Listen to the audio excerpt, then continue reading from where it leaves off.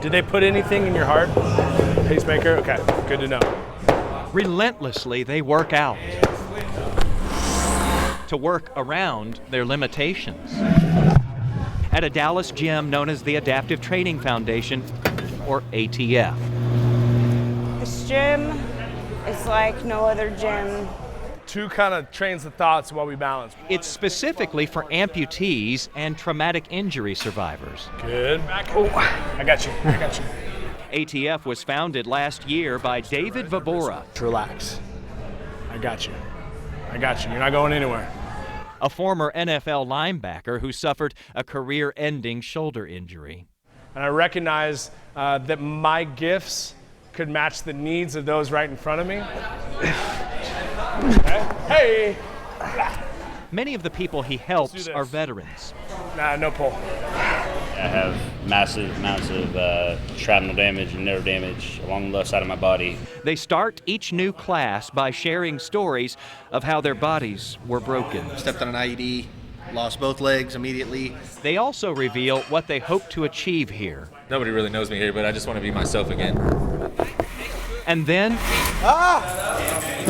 9 weeks of grueling exercise.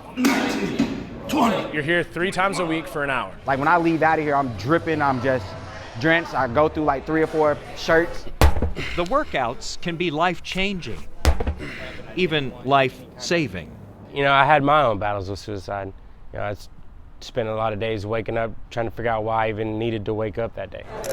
Retired U.S. Marine Corporal Blake Watson lost hope after he lost part of his left leg in Afghanistan.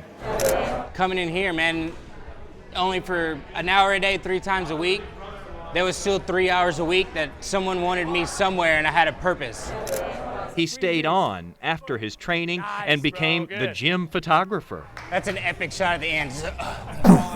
Capturing those moments as once broken bodies find a new way forward. The breakthroughs, they could be small, they could be major, but the thing is, it's still breakthroughs, and we cherish every single one of those that we have in here. Some of the breakthroughs lead to breakouts. So what do you guys think? A little swim competition? Come on.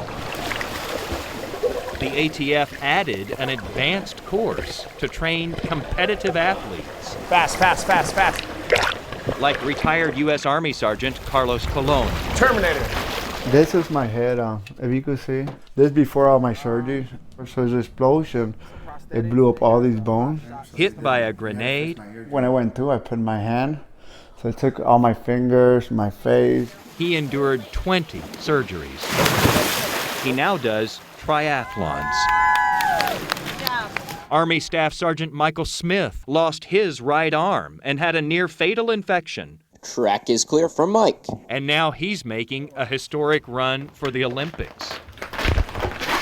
We're trying to be the first above-the-elbow amputee to be on the USA skeleton bobsled team. Curve 10. Both of these men, once so close to death, are pursuing paths they never would have imagined if they hadn't been broken and forced to rebuild and redefine themselves.